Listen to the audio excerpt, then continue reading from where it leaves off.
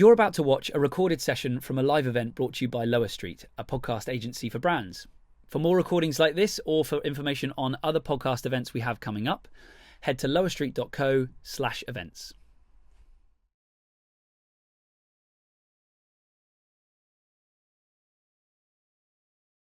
Many of us go through the process of launching a show. And without question, that is a very hard process.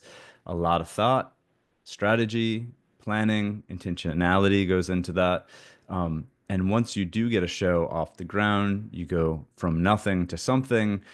You learn a lot in that process. And if you are creating it for yourself, you learn a lot. And if you're creating it for someone else, you learn a real lot, especially in the branded space where you're learning quite a bit about their business, their objectives, their goals. And you also are doing something else often, which is either crafting yourself as a host or helping someone else, coaching someone else in becoming a host. Many times people have some experience, but not a ton of experience. So, regardless, you're learning so much through that process. You are learning about your audience as well. That's a huge piece of this. You're figuring out your flow as host, and if you are smart, you're constantly adapting. You're listening, you're listening to your audience, but you're also kind of listening to each work that you're creating and what you can improve. What we do know, and we talk about this a ton, is that a podcast isn't static. It's an incredible feature in this medium, and it gives us room to let it evolve. And again, if we're listening, that evolution can be really exciting. And that's what we're going to be chatting about. What happens when you kind of have that V1? It's pretty polished, it's sounding great, you feel good about it. But what happens when it is time to change things up, to kind of take it to the next level? How do you refresh a show without losing progress? And if you've made something great in the first place, how do you kind of take it to that V2? That is what we're going to dig into today. We're going to explore that evolution and talk about some of the structural pieces in that. So, to walk through the structured approach, we're developing currently here at Lower Street for podcast relaunches. We have executive producer here at Lower Street, Aaron McIndoe Sproul. Aaron has a lot of experience shaping and evolving shows, not just launching them, but also kind of really finely tuning existing shows and taking them to that next level. She's going to be sharing some insights, how we've helped clients do that, and talk about that process and keeping it fresh, keeping it relevant, but really, most importantly, allowing it to grow and listening and allowing it to evolve. Aaron, welcome. Thank you so much, Nathan. I'm really, really excited for this chat that we're going to have today. Thank you so much to everyone who has showed up to talk about podcast refreshes, podcast relaunches with us. Yeah, we're really, really excited, and we can just dive right into it. I'm going to go ahead and share my screen. As we just said in the chat, and which I will re-emphasize on this first slide here, is we really love questions. So please let us know what you're thinking about in regards to all the information that we share today. We'd love to hear your insights, your anecdotes. Yeah, use the chat liberally. So yeah, And Aaron, I'll mention that we will yeah, tackle Q&A towards the end. So when we get through our deck here, we will pick some folks who have asked great questions, bring them to the front here, and make sure we're addressing those.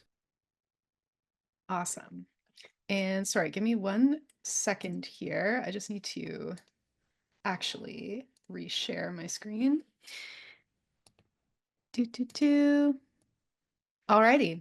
So, breathing new life into your podcast. Has your podcast hit a plateau? Well, let's think through this a little bit first with an exercise. So, I want everyone in the audience to just take a second and think about the top 3 things that have made you tune into a podcast. And if you can just like start writing what some of those things are in the chat. So think about it, da, da, da. Personal interest in a topic. Absolutely. Great answer. Keep them coming, folks. Education. Love it. Interesting premise or format. Definitely love the host. A host and a relationship with a host is awesome. Wanting to stay informed about current events, great narrative voice, great chemistry. Absolutely. I love all of these. So keep them coming. And also start to think a little bit about 3 things that made you tune out of a podcast. What are the things that you hate? Let's not name names of the podcasts that we hate, but we can talk about, some of the things that really have just like made us tune out. Clunky editing, bad audio quality, absolutely. Anything else? Oh, maybe you all just love podcasts so much you can't even think of anything. Meandering into segments, Love definitely. that one. Not living up to its promise. Yes, what you thought the podcast was going to be and what it actually was are totally different things. When an episode is too long, yes, that one is so like I feel it in my heart because that is one that makes me crazy. Too many segments, yeah, that can be overwhelming. Lack of innovation, I love that one. And that's a big thing that we're going to talk about today. Too long and unrelated intro. Well, Jordan, thank you for that. That is a great segue into just sharing a few things that for me are two notes. And the number one thing is boring intros. So nothing makes me not want to listen to a podcast more than 2 minutes or more of like thanking the sponsors of said podcast. Yeah, we're going to talk more about intros today, but that is just horrible. Um, Host is too self-indulgent. That's something that sometimes can really come through, especially in that intro piece where it's sort of like, here's something great about me, here's something great about me, here's something great about me, here's me talking about myself. When if it's an interview focused podcast where you're bringing a guest on, that can just kind of turn me off a bit personally. Not a podcast first format. So I actually still remember when I had the interview for this job at Lower Street, and Harry and I were talking, and he asked me some kind of question that they ask you in interviews, and it was something like this, basically, like what's something that you don't like in podcasts? And I gave him this specific example of a podcast I had accidentally, unfortunately, listened to some of just before that time. And it was basically someone had done a slideshow presentation like this one at a conference, but where the whole hour they were just referencing slides that they had presented. And as a listener, you couldn't see them and it made no sense. So, this is someone who didn't think about the podcast medium when they were putting their podcast together. So, those are tune out things for me. Tune in things for me. Intros are so big. That's something that really I have to give credit to Alex Bennett, our head of post production here at Lower Street. It's something that he brought up with me not that long ago that really just like totally has kind of changed the way that I think about podcasting. Yeah, just having a really strong intro in terms of discoverability and in terms of getting people to tune in is huge. Vulnerability and authenticity. So that can be both from the guest or also the host. We want to hear real people. That one is just, yeah, super, super important for tuning in. Uniqueness and differentiation. So is your podcast like every other podcast of that topic out there, or is there something unique and different about it? So, why might your podcast need a refresh? Well, here are 4 reasons. Your goals have changed. The reason that you started a podcast 2 years ago, hypothetically, is different from the reason that you're doing it now. If you're doing a branded podcast, maybe your business priorities have changed. Maybe your business landscape has changed. Your competitors have changed. So being able to respond to those things, but also it might just be that if you're doing, for example, like a personal project, like your goals have changed or you've changed or you want to talk about different things. So, yeah, goals are something to think about. the competitive landscape has changed. So one exercise that we do whenever we are launching a new podcast here at Lower Street is just looking at, the other podcasts that kind of exist in that space. A lot can change in 2 years. So it's worthwhile to kind of look back at that competitive landscape and think about, what things look like. Your audience is bored. So, some metrics, analytics that we look at to try to help to gauge some of, that question, like whether your audience is bored or not, is low consumption rate on episodes. So basically, that means that people aren't tuning in the whole way through. They're cutting off early. They're not kind of sticking with it till the end. Downloads are maybe dwindling. You're not getting the feedback that you wanted. So these are all things that can be indications that you need a refresh.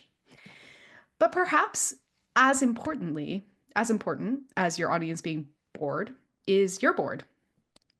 Part of the fun of podcasting is that you like doing it. And if that fun is starting to drain away and it's starting to feel like work, then, it might not shine through in your piece right away or in your podcast right away. But I think eventually that kind of stuff will start to seep into the content. A host and even a producer who is like genuinely excited and engaged with the content, that really does shine through in every aspect of production. I love this one, Aaron, because I feel Yeah. like we're all pretty like instinctual with that. And if we're like sitting down to a business meeting and we are bored and we're representing our business or brand, that's usually a pretty good indication that like the meeting is not going well or not going to be going well. And if you're producing something that you're feeling already bored or it's stagnant or you're just not like being able to articulate what you really want to, it is probably a good indication that something is a bit off. And that should be a flag that you're listening to internally, as producer working with your production team to say like, I don't know, something just isn't really flowing here. So that is a good, don't kind of like dismiss that if you are feeling that, because if you're feeling it, very likely your audience is also feeling it. I love that. Thanks so much, Nath. So if these things are true for you, it might be time to rejig your podcast. So, um, the reason why this might be a really good time to think of rejigging your podcast is that you've already built trust with your audience. If you've been running the podcast for a while, you've already got that built-in audience that you can try some new things with. And you've honed your process because, as you know, for anyone who has created a podcast who's out there right now in the audience, um, just that's like a huge first step is being able to just like figure out the kind of mechanics of how you're going to work through all these different pieces. So, yeah, so once you've already got those two things in your bag, it makes it a lot easier to then start rejigging. So, steps for revamping your show. So we're going to go through, when you're looking to revamp your show, what the kind of process is that we work through here at Lower Street to help you to do so. So the first thing is, and we talked about this a little bit already, but reevaluating your goals and your audience. So really it is kind of sitting down and thinking about where you're currently at, what your current objectives are, what your business objectives are, and who you want to target. Something that we see a lot at Lower Street, I think, is when people first come to us, they're like, I want to make a podcast about everything and for everyone. And we then work with people to sort of get more specific on what their goals are with the podcast, who their audience is. But, an additional season is maybe an opportunity to get even more specific on those things or to potentially pivot in one direction or another. So yeah, reevaluating your goals and audience is important. Anything, Nathan, that you want to add on that? No worries if not. Yeah, it's kind of similar to the last point where, these are things that are changing constantly. It's like, you are constantly rethinking your goals in real time. So your show should, reflect that. As your objectives shift, it's important to just kind of note that and see how you can work that in organically. But I know that like when we build shows, we build this kind of rigid scaffolding. It's also important to let that be a bit bendy so you can, if you're a business to really be able to allow that shift to happen, while keeping some of the integrity that you initially built. Yeah, I love that. So, another good step as you're thinking of rejigging your show is looking at your performance metrics. So, consumption rate, which is basically the amount of the kind of average amount of time that people are like listening through to your podcast. So, you can access your consumption rate by looking at your show in Spotify or looking at your show in Apple. That can be a good indicator of what is and isn't resonating with your audience. So, for example, if you look back at your, let's say you have a 10 episode season and you're an episode about lighting and you did an episode on LEDs, and then you also did an episode about light therapy lamps for seasonal affective disorder. And one of those episodes did like really really well in terms of consumption rate. You know, you had like more than 80% of the audience was tuning in towards the end. And then one of them did like really poorly, so maybe you were under 10%. So it's like people are kind of hearing what the topic is and then they're just like tuning out right away. So that can be a good indication like, I guess that XYZ topic was something that people really wanted to hear about. Our audience that's currently tuning in, this is what they're interested in. So you can potentially then tailor your future content to be more in line with that. Nathan, I saw you on mute for a second. I don't know if you have anything to add I on was that. gonna make a joke about Canada and your seasonal effective lamp, just that spring is coming, just to reassure everyone here in the Northern Hemisphere. But I think this is a really good point. And, like there's always going to be a debate about metrics. Our stance is metrics are vital. Metrics evolve like everything else. What should we be looking at? What shouldn't we be looking at? It's all going to matter to your show specifically. Um, but I want to throw one in here. So, like, topically, it's, if you are focused on topics that your audience are really vibing with, you're likely going to see that in the metrics, and you're definitely going to see that in the consumption rate. So those things are really important to tune into and be mindful of. Are performance metrics the end all be all? Probably not for this conversation today, but I would say no. But should you pop the hood and make sure you're looking at these metrics and allowing those lessons to flow? Absolutely. Yeah, 100%. I think that, podcast metrics and analytics are such an amazing tool, and it's a tool that we use so much here at Lower Street, but there's sort of those objective metrics that we can look at. But this is something that Nathan and I have been talking about a lot. The subjective and your instinct is also really important. So I wouldn't necessarily let some of these metrics like dictate above and beyond, this the subjective sort of instincts that you have. So something kind of balancing those two things.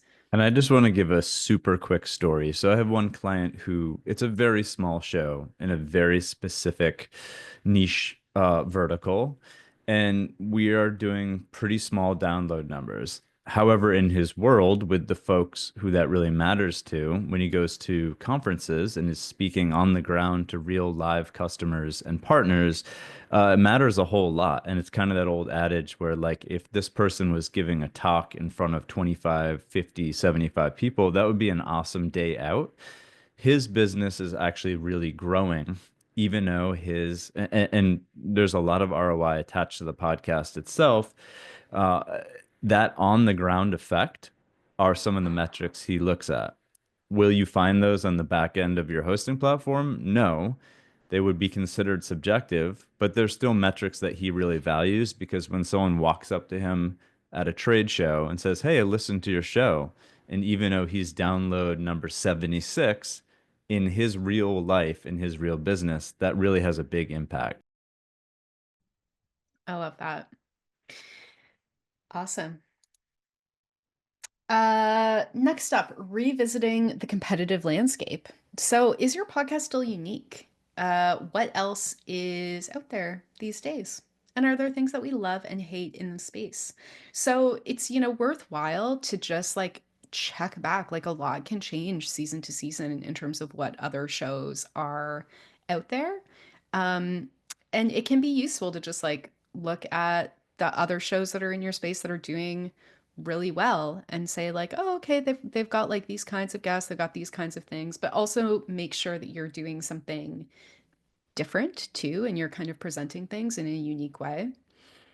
Um, I think that perhaps even more valuable than that is looking at some of the other podcasts around and saying like, okay, what do we really not want to do? And like what are some of the, like red flags that are sort of here in this space?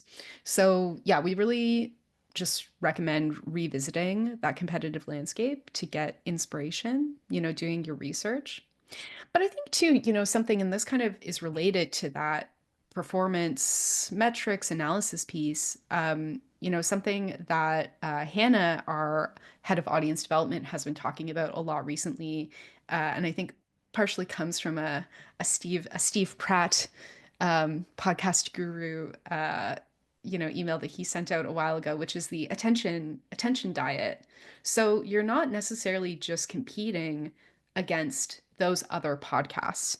You are competing against literally anything else in this person's world that could be satisfying the need that they would be be coming to your podcast for. So if that's education, if that's entertainment, um, you might, if you're a show that is about financial technology, you should also be looking at, financial technology newsletters, financial technology websites, financial technology, I don't know, YouTube shorts, influencers, all of that kind of stuff, because you are competing against all of those other places as well. So broadening your competitive landscape sort of beyond just podcasts, I think is a really useful tool as well.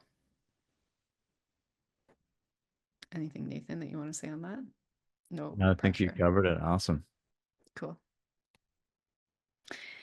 Um, an internal review panel. So this is like a super, super useful tool to be able to just kind of gauge where your podcast is currently at. So sometimes actually what I like to do with these panels, if there's enough time, is you sort of choose, you look at the performance metrics to a certain extent, like, okay, what's like our highest consumption rate episode? What's our lowest consumption rate episode? And then also what, more sort of subjectively is our favorite episode this season, our least favorite episode this season. Get a group of people together who can listen to those episodes and give them, a questionnaire to sort of help gauge what you can improve. So, you want to go through the strengths of the piece. So, what's working about the podcast? The weaknesses, what's losing listener interest? What are the opportunities for the podcast? And I'd say this opportunities piece is like the bulk of that conversation. So, are there different kinds of storytelling techniques, branding updates, creative shifts, things that we could suggest? So, this can be anything from coming up with a new format, which is what we're going to talk about in more depth next, but it could also be like, maybe we could have a companion TikTok like reel that goes along with every episode. It can also be stuff like that. What are ways that we can broaden the reach of the podcast, create more content that can reach our listeners in different ways? Um, and yeah, talking about things like your guests, who you talked to the previous season, who some of the people are that you could kind of focus on for the next season. Um, this also tends to be a good opportunity to, sometimes with our clients, we will recommend, for a first season, you want to be specific, but sometimes there is a point where you can kind of be like too niche, where you're going to be alienating certain segments of the audience by going too specific.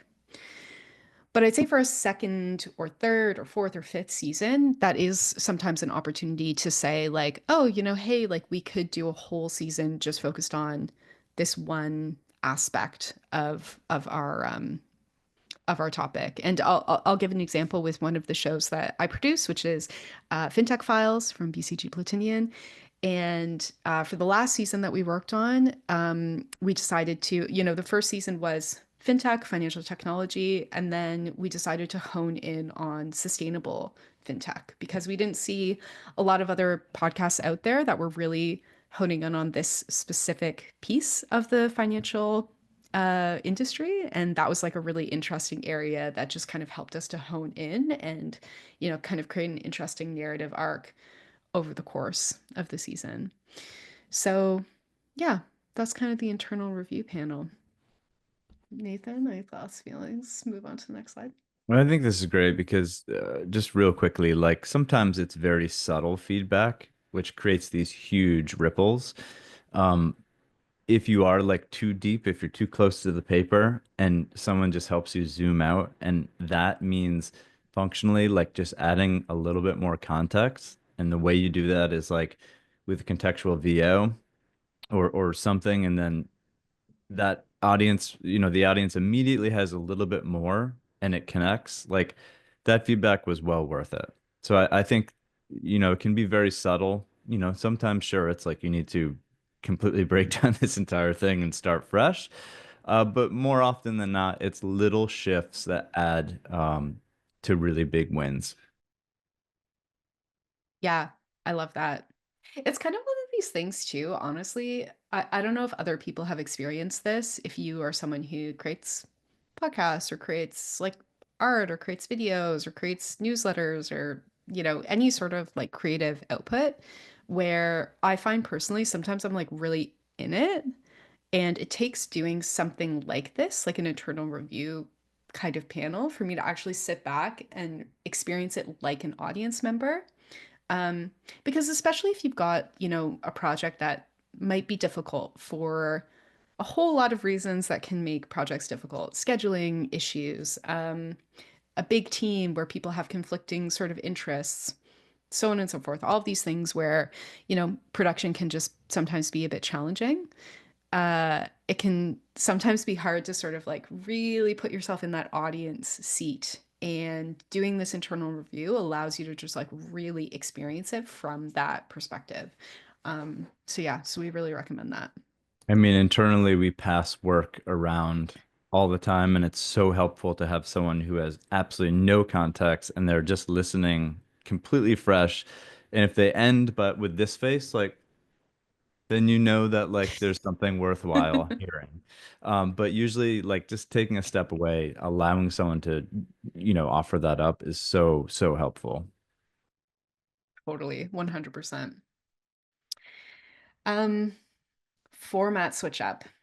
So this is something, so, I think probably most of the people here will kind of have an idea of what we mean when we're talking about a format, but like, a format is basically the outline that we use to kind of guide the episode. So, often it's sort of like a beginning, middle, and end. It's an act structure. It's, segments that will bring in kind of throughout different episodes. And switching up the format can just be like a really great way to shake things up a little bit. So,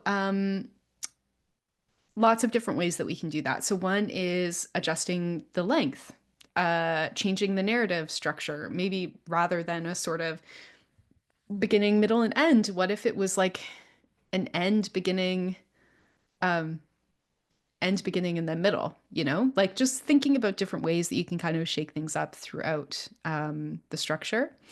Or introducing new segments is a big one, especially like a segment off the top, such as experimenting with an intro. The intro can be a really great playground to try out new ideas. And the intros are so important. Again, I give Alex Bennett kind of credit for really honing this with me, but the intros are a huge part of what makes someone kind of tune in or tune out of a podcast. So thinking of ways to just make those kind of out there or just mysterious or bringing in soundscapes or even just a great what we call cold open, so the best clip from the guest. Those can all be really good ways to just kind of bring people in that intro sort of segment. um Exploring different kinds of guest formats. So beyond just like what I would call kind of the standard interview or sort of like chat show, what if you did like a panel discussion? Um, or what if there was like an audience Q&A segment? Or what if there was some kind of an industry round table? Those are different things that you can bring in to sort of shake things up as well. Um, Enhancing sound design. This is one that's very sort of close to my heart because this is something that I personally love to do. But yeah, can you use soundscapes or music and production techniques to kind of elevate the listener experience? I'll shout out a show that I'm working on right now that I really love that does this really well, which is called Pitch Playground. And in particular, the intros of every episode of that show, we make them like really sound rich. And we are working in an audio medium. Yes, we're also working in a video medium now too, because podcasting is also on YouTube, et cetera, et cetera. But I think, for the most part, we are still just like thinking about being in people's ears. And that gives us the ability to transport people and thinking about the sounds that you can use to transport people, I think is great. Again, I'll give credit to someone else at Lower Street here, Marion Gruder, who introduced some new kind of creative exercises for us for when we're, relaunching or coming up with new shows. And something that she suggested we do for every show is just like, what does this sound like? Just asking that question. So if we're doing a show about flooring, hypothetically, um, what does flooring sound like? And just like getting a few examples of like what do people hear when they think of flooring? What do people hear when they think of business strategy? What do people hear when they think of financial technology? And that can just be a really good like tool for coming up with new ideas. Um, the last piece on this kind of format switch up is expanding, distribution. So expanding the places that you're kind of putting your podcast. So experimenting with some short form video, some, social media. Are there different kind of email marketing strategies or newsletters that you could try to sort of increase engagement? So, increasing the sort of broader kind of marketing efforts of the podcast can also be a way to sort of shake things up. Nathan, anything to add on this piece? I love this topic. It makes me feel like this is really where podcasting is an art form, and like this is where the creative side comes in. If you remember back, Lil Wayne, the rapper, at one point in his career decided he was going to play electric guitar. And even at his shows, he would start playing electric guitar. And I can't speak for the whole audience, but having seen him live a couple times where he made this decision, it was not a beloved experience. That was maybe too far in terms of switching up the format. My point being the subtleties sometimes, as Aaron mentioned, the intro or added context or just the way you introduce guests or the platform you allowed guests. Those format shifts can be really, really huge without totally throwing away what you've already built. Now, sometimes being a creative kind of playground, it's fun to test that. And there's no reason not to kind of paint from a new canvas here and there. Go for it.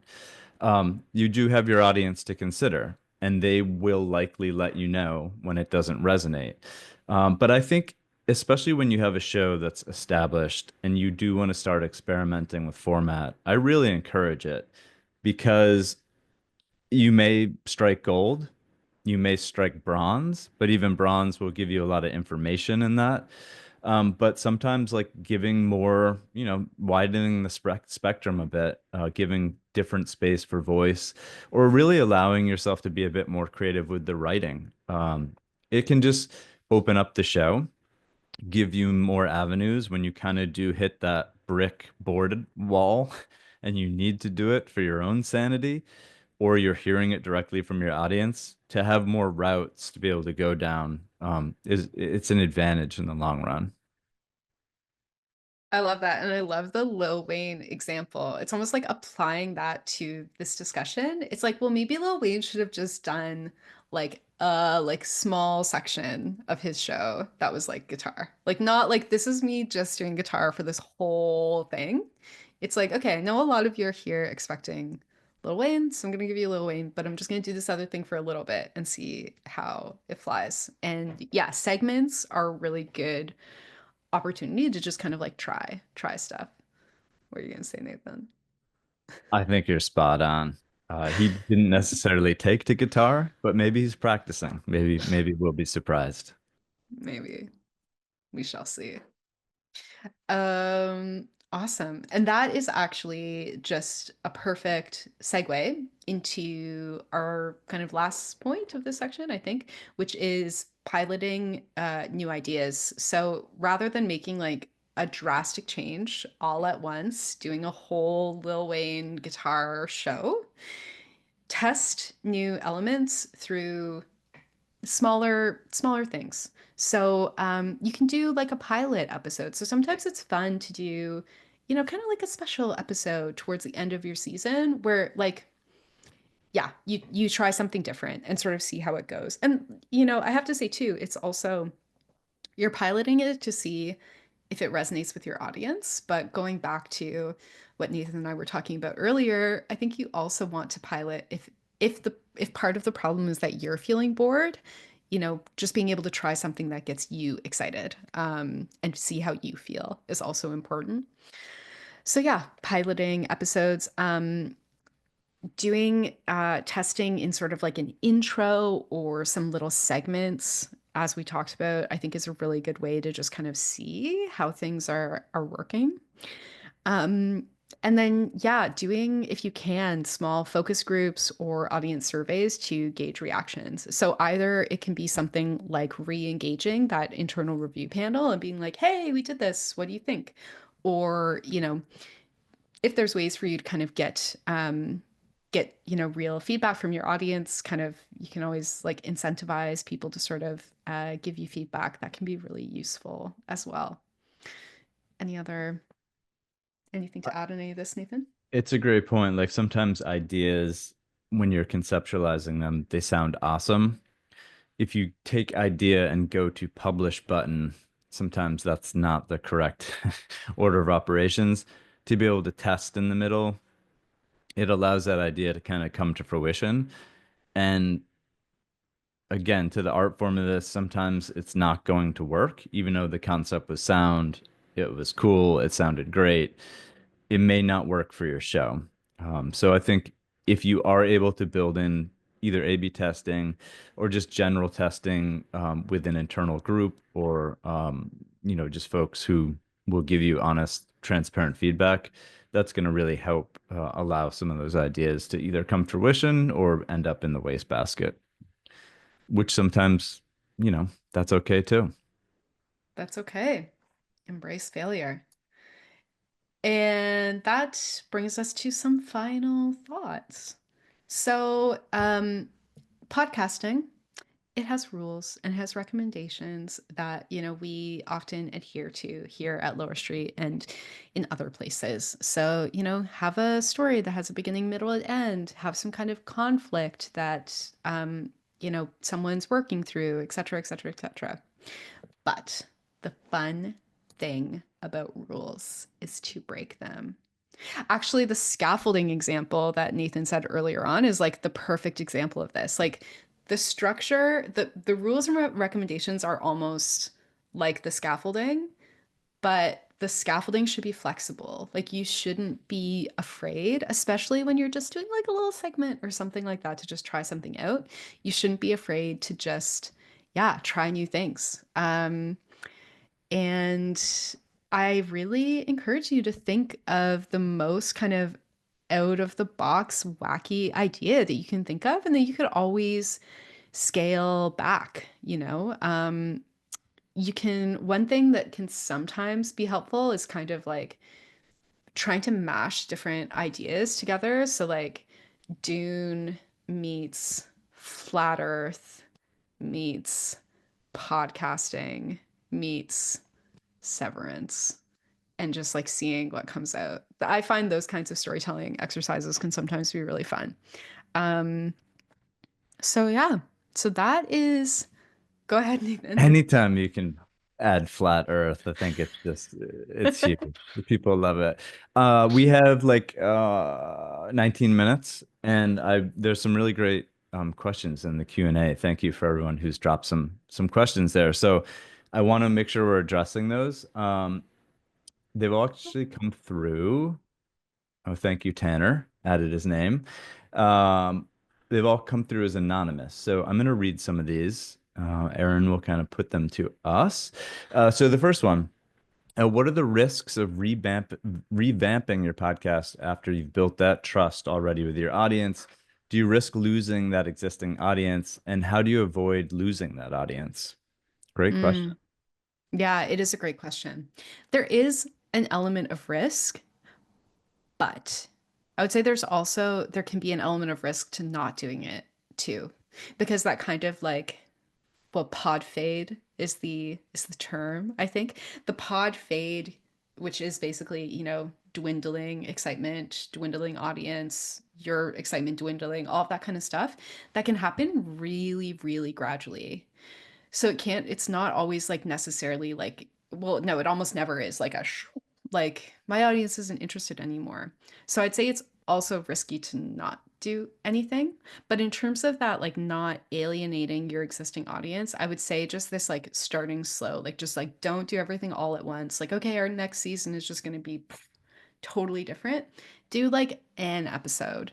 And then, you know, having some engagement with your audience to be able to kind of do that A/B testing, I think is super, super important. I'd love to hear your thoughts on it too, Nathan. Yeah, and I want to kind of add to the question and ask you, Aaron, what do you consider trust? So when we talk about like building Mm, trust with your audience, I guess what does that mean as someone who produces successful shows?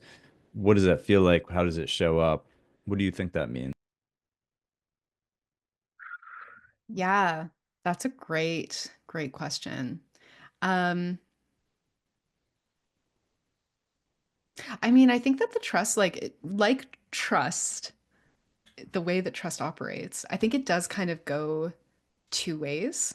So it's a little bit like you being able to interpret both the objective metrics that you are finding in sort of those different like performance metrics that we talked about earlier.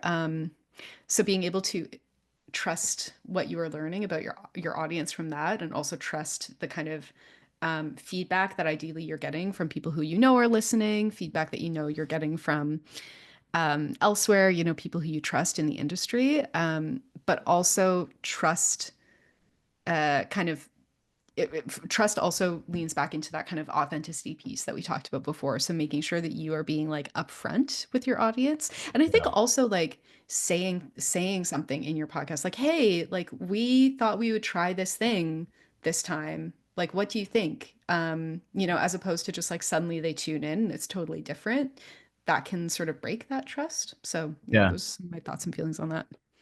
Yeah, trust is like a little gooey, right? In the sense because it also is like the audience trusting that their experience is going to be what you've given them the last time or given them the Hmm. first 25 times, and that there is a two-way street with, you're offering up transparency, there's trust there. You're also offering up that you're using their time in their best interest. So they're choosing to spend 25 to 45 minutes with you.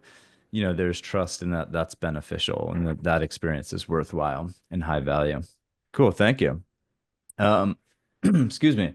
The next question, also by Anonymous. I love this one because we're going to shift to host a little bit, and I want to get into the host. So, here's the question. I'm thinking about changing the host of my podcast. Do you recommend a format refresh entirely? It's hard to know if listeners will want everything to stay the same as they get to know the new host, or if they'll make it seem like they're a bit intimidated because of what has come prior. What are your thoughts about pulling someone from the dugout and bringing on a new host? Yeah, it's a great question. So I do think that switching up a host can be like a great tool. And not only can it be a great tool, but sometimes it's just like Mm, really necessary. Like people like the host might lose interest. The host might have different priorities, it et happens. cetera, et cetera. Yeah. So I think that bringing on a new host can be great.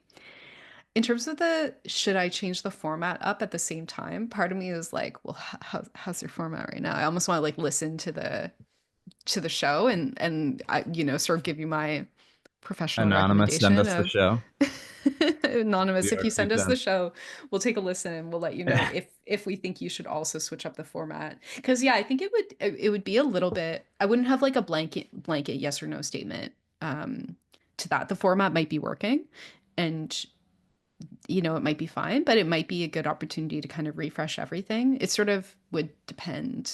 It depends for me. Yeah. How strong does a show need to be, back to that scaffolding, to swap out a strong personality and bring in a new Mm. personality? So I think that's sort of what they're getting at is like, does that framework hold if a new personality comes in and kind of takes it over? Or is it worth allowing that new personality to kind of even shape what's underneath it, that like blueprint that you've created? Mm. Yeah, I mean, I think again, it's like a little bit of both. I think that a really strong format, throwing a new person into the mix, and I can think of some examples of some shows that we've done that with at Lower Street. I think, yes, that strong format can sort of support that person in that new role. But also, people are different, and especially if you're really leaning into that authenticity and transparency of that person as the host, wouldn't their personality influence it at least a little bit, in terms of like their kind of spin on the I kinds of think so. questions, their sort of unique area of expertise? A little osmosis. Yeah, because like otherwise, if it stays exactly the same, then our was the last host just like reading the questions for the podcast sort of Mm. like exactly, and like this new person is doing that too. Whereas like yeah, if they can bring their own interests a little bit into what's happening, I think that's always a good thing. Now, going backwards a bit to what I saw in the chat, when you asked what people tune in for, someone mentioned the host. Is there risk if that is the reason they tune in, if they love the host, if that is like the joy that they are getting from subscribing to this show, if you kick that person to the curb, do you think that audience, that listener goes with them? I think that the risk is there, but I think that the risk is probably overblown most of the time. I think that for sure, like having a really dynamic host that people are really, really kind of like in love with for whatever reason. I think, yes, there will probably be some people who might be like, oh, like, I don't know about this new person. But if the new host has a similar skill set, like if they are also like a great host, like they're able to really get a lot of awesome, vulnerable answers from the guest, if they're able to, give voiceovers that make them sound like they're just like talking to you and not kind of like reading from a script, if they're able to also do all of those things, I think that most audience members would hopefully be okay with that. I don't know. I would be like really curious. I've never not listened to a podcast that I listened to because the host got swapped out, but Mm. there could be examples of such a thing. It depends too, I guess, too, on like if they changed the host for Conan O'Brien Needs a Friend to some Right. random person. Yeah. Probably people wouldn't listen to that show anymore because they're listening to it for Conan O'Brien. But, you know, for That may most, require a name change, I would think. Maybe yeah, not. We have 9 minutes. I want to get to a few more of these yeah. questions. This is a good one. So this is a little bit more functional on the client side. Have you ever encountered a situation where the client wanted to take a major shift in the podcast because their goals had changed, or was it too different from the original goals to keep using the same feed? I think they mean kind of keep the same show and Mm, intact. How did we approach, how did we kind of tackle that situation? So there's a big change in their business as a branded show. Is it worth creating a net new show, or can the existing show, the existing feed, withstand what sounds like a pretty substantial change in this situation? yeah. This kind of thing has come up for sure.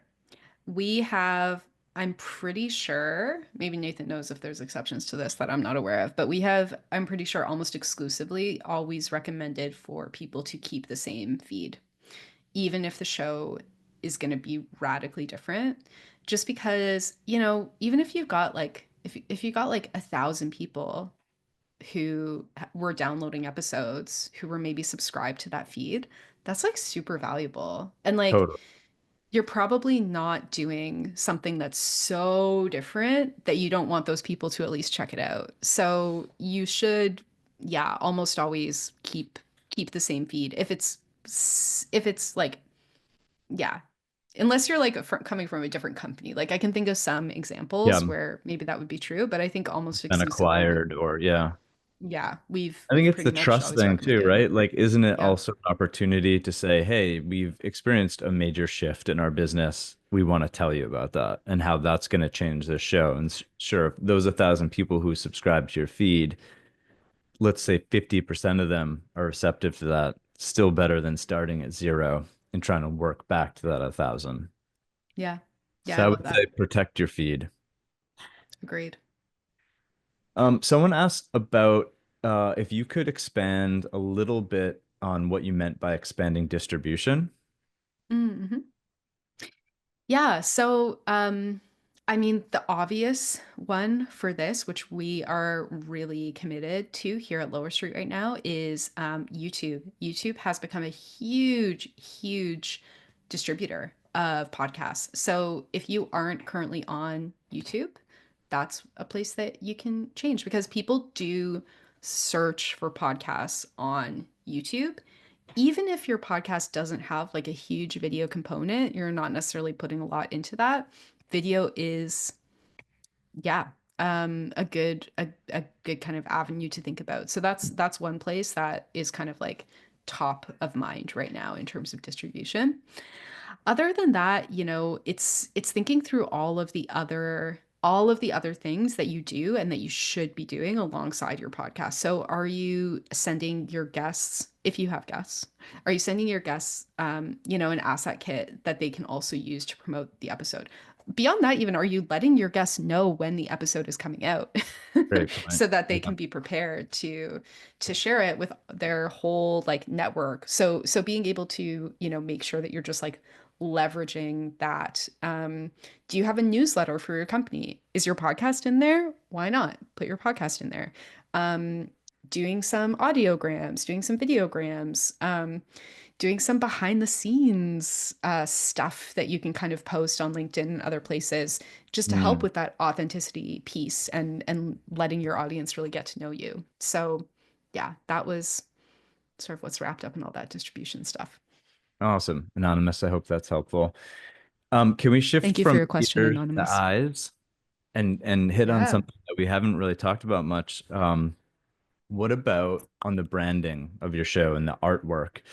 Uh, to rebrand in the sense of just changing the look and feel. So sometimes we have this much space where that user is going to see that thumbnail, uh, listener, and think about clicking on that show. Maybe they've never heard of it.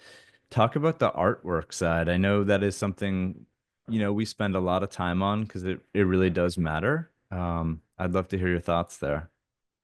Yes. So I'll say that again, Hannah, who is our head of audience development, she is, someone who I really lean on her expertise for this stuff. But like something I say over and over again in especially, launches with clients is people get really hung up on the name. And like, don't get me wrong, the name is not like nothing, but like the artwork is so important. The artwork is so important. And the artwork may be a huge reason, why your current audience, why you might not be hitting, resonating with your current audience because they're not clicking. If the following things are true about your cover art, it may be terrible. Does it have microphones? Does it have headphones? Does it have speech bubbles? If you answered yes to these questions, you are one of probably 90% of podcasts out there. I don't know. These aren't like actual stats. It's just like my subjective experience of like this is so common out there. Um Having some like I thought that was podcast mandatory. Is that not mandatory? it is not mandatory. Oh, okay. Good. Thank you Despite for what you clearing may that up. believe. Okay. Um, so being able to, differentiate through artwork, which literally, if you don't have those three things, you're already super differentiated. Um, that will set you apart from other podcasts like really, really quickly. So yeah. All right, we have 3 minutes. Thank you for that. If someone looks at your artwork and goes Canva, you know that you've like not put enough thought into it. And guys, there are really good designers out there who want the work and will do the work, and it does matter. What are some mistakes we've seen? People who have revamped the wrong way. Mm. Oh, I mean, number one would just be like going in the wrong direction of like instead of more creative, like less creative. Mm, Um, yeah, I have seen that happen before. Like, and I think that a lot of this too, going back to trust, it's a lot of when we talk about trust in terms of our relationships, especially as a podcast production company with our clients, a lot of this has to do with like safety. And I really, really understand that, especially for a brand, especially if it's your personal brand, um, which almost always it certainly is, it is very vulnerable to put yourself out there. And building that trust and that safety to feel like you can do something that's a little bit more creative takes time. And that's why I think even just in terms of us working together as a team, we've learned how to work together as a team. We're maybe all more comfortable sharing our ideas, that kind of stuff. So yeah, so I would say the highlight of that would be like pushing to be more creative rather than less creative, or yeah, more like every other podcast that's out there, wanting to put more microphones in your podcast art, et cetera, et cetera. just Um, keep adding them. The more microphones, the better. Aaron, if you, thank you so much. That was awesome. This is like such a broad topic, but I think we hit so many really important notes, and things just as takeaways that can be really helpful. Some of the subtleties, and then some of the like totally, dismantle and start net new. There's opportunity for that as well. So thank you very much. Thank you very much. Thanks for co-hosting this with me today, Nathan. And thank you so much, everyone who came. And thank you for your awesome questions. Thank you, Anonymous. You were Yes, great. thank you, You're Anonymous. awesome, Anonymous. And yeah, if there's anything we didn't cover, please feel free to reach out. And we hope you all have a wonderful rest of your day. And yeah, take care. Yeah, thank you guys. So quick note before we go. So in about 24 hours, Steven, our head of marketing, will have this up on our site. So if you missed it, I know we're dealing with a little bit of Northern Hemisphere and UK. We've changed time zones, and I don't know, this happens twice a year. I never quite understand it, but I know that it's sort of real. So if you weren't able to join and want to watch this, it will be on our site in about 24 hours from now. It will also hit your inbox, so you can find it there. Next month in April, we're going to be focused on organic solutions to grow your podcast audience. This is something we're constantly talking about. We're going to bring in our head of audience development, Hannah Southern. She's going to be taking us through that. That will be on the 12th, I believe. You'll get that in your email if I'm wrong, but plan on that for April 12th, again at noon Eastern Standard. But we'll be really excited for that. So thank you everyone for joining, and we'll see you next month. And always hit us up for questions. We always like to see things come through on our end as well. Have an awesome rest of your day, and we'll see you guys soon. Thanks, everyone. Bye.